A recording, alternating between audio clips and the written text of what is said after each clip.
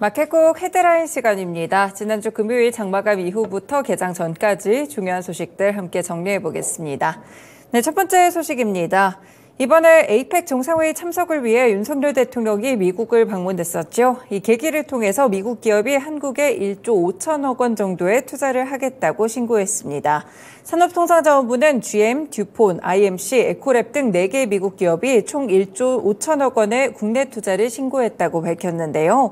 정부는 4개 기업의 투자가 연간 4조 5천억 원 이상의 수출 확대와 수입 대체 효과를 유발할 것으로 평가하고 있습니다. 다만 이들 4개 기업의 구체적인 개별 투자액은 공개되지 않았는데요. 이와 더불어서 추가적으로 윤석열 대통령 부부가 오늘 영국의 국빈 방문길에 오르게 됩니다. 리시 수낙 영국 총리와 정상회담을 하게 될 예정인데 영국에서는 첨단 기술, 방위산업, 안보 등 다양한 분야의 협력을 논의할 전망이고요. 양국 관계를 규정하는 문서인 한영 어코드도 발표하기로 했다는 점 체크해 보실 수 있겠습니다. 네, 이렇게 계속해서 해외 일정들이 좀 나란히 나와 있는 상황이고요. 관련된 종목들도 부각될 수 있으니까요. 함께 체크해 두시면 좋을 것 같습니다. 네, 두 번째 소식입니다. 중국이 베이징을 포함해 15개 도시의 모든 공공부문 차량을 전기차로 교체하기로 했습니다. 현지 매체에 따르면 공업정보화부 등 8개 부처는 최근 베이징과 선전, 충칭, 창춘, 인천 등 15개 도시를 공공부문 차량 전면 전동화 시범도시로 선정했는데요. 이들의 시범도시는 관용차와 시내버스, 택시, 환경미화차, 우편 택배차 등 공공기관에서 차량하는 이 모든 차량들을 모두 전기차로 교체하게 됩니다. 이에 따라서 이들 지역에서 전기차 60만 대가 보급되고요. 70만 대의 충전기와 7,800개의 탈착식 전기차 배터리 교환소가 설치됩니다. 이는 전기차의 보급을 전국으로 확대하고자 하고 관련 산업을 육성하려는 당국의 의지가 반영된 것이라고 현지 매체들은 분석하고 있는데요. 이들은 올해 신에너지차 판매가 전년 대비 30% 증가한 900만 대가 될 수 있게 하겠다고 밝히기도 했습니다. 최근에 글로벌적으로 전기차에 대한 수요가 많이 줄어들고 있는 상황에서 중국의 이런 소식들은 2차 전지 종목들에게는 나름 반가운 소식이 될 수 있으니까요. 함께 체크해 두시길 바라겠습니다. 네, 다음 소식입니다. 에코프로와 SK플랜트 그리고 테스가 지난 16일 서울 종로구 SK에코플랜트 수송동 본사에서 헝가리 배터리 재활용 사업 협력을 위한 MOU를 체결했습니다. 이번 협약에 따라 폐배터리 재활용 협력 지역으로 헝가리를 확정하고 2025년 완공을 목표로 폐배터리 재활용 공장 설립을 추진할 방침인데요. 헝가리는 2022년 기준 중국과 폴란드, 미국에 이어서 세계 4위의 배터리 생산국입니다.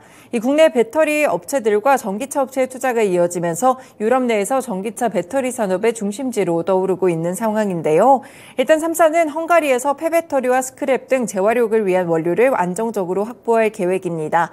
그리고 에코프로의 폐배터리 재활용 소재 기술력과 SK에코플랜트, 테스의 글로벌 네트워크를 기반으로 헝가리 등 유럽 지역에 거점을 두고 있는 국내외 전기차 및 배터리 제조사를 상대로 물량 확보에 나설 예정인데요.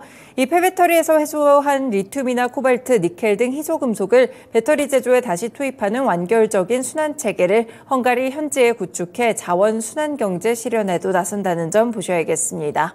네, 관련 종목으로는 상장돼 있는 에코프로부터 함께 체크해 드릴 수 있겠습니다.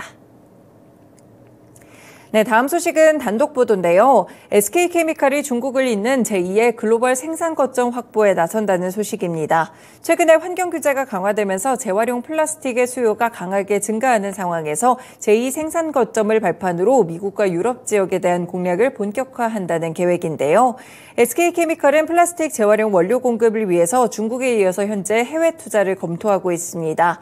올 3월에 중국 그린 소재 전문 업체인 수에이 화학적 재활용 생산 설비를 인수하며 본격적으로 해외 생산 기지를 구축한 바가 있었는데요. SK케미칼이 핵심 기술을 확보한 화학적 재활용은 폐플라스틱에 열을 가해서 원료 상태로 되돌린 후 이를 사용해 재활용 플라스틱을 만드는 기술입니다.